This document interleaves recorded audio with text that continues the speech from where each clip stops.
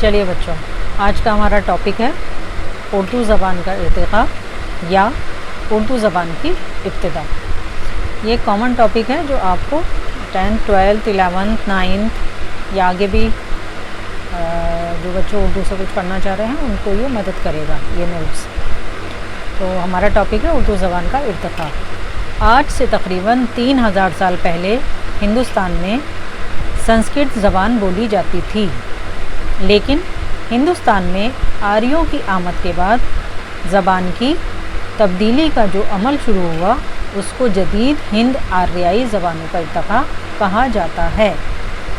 ہندوستان میں اردو زبان کا ارتقاء تقریباً 12ویں صدی سے شروع ہوا، لیکن زبان کی تبدیلی کے اس عمل میں مسلمانوں کی فتح دلی کے بعد تیزی آ گئی اور نوائے دلی یعنی دلی کے آس پاس کی مقامی بولیوں، خاص طور پر کھڑی بولی میں عربی، فارسی اور ترکی زبانوں کے الفاظ کثرت کے ساتھ داخل ہونے لگے۔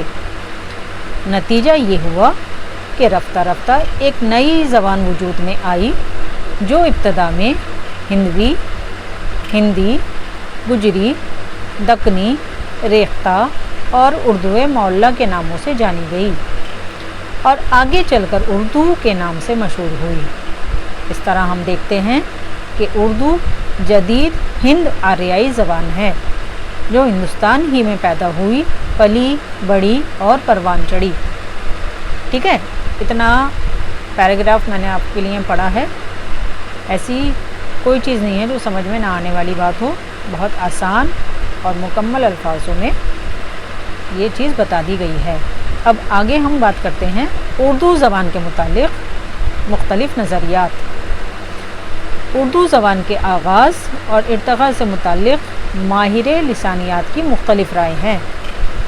ماہرین زبان کے مطابق دلی اور اس کے آس پاس کی جدید بولیاں جیسے برج، ہریانوی، پنجابی اور کھڑی بولی وغیرہ جو بولی جاتی تھیں، آج کی معیاری اردو اور ہندی ان میں سے کسی ایک بولی کی ترقی یافتہ شکل ہے۔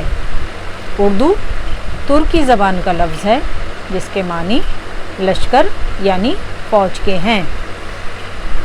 اب اس پیراگراف کے بعد آپ کو کچھ کی پوائنٹس دیے گئے ہیں جس سے یہ ٹاپک آپ کا اور کلیئر ہو جائے گا۔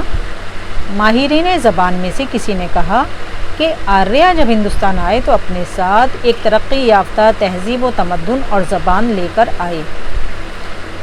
ماہرین زبان محمد حسین آزاد نے برج بھاشا کو ترجیح دی اور کہا اردو برج بھاشا سے پیدا ہوئی ہے۔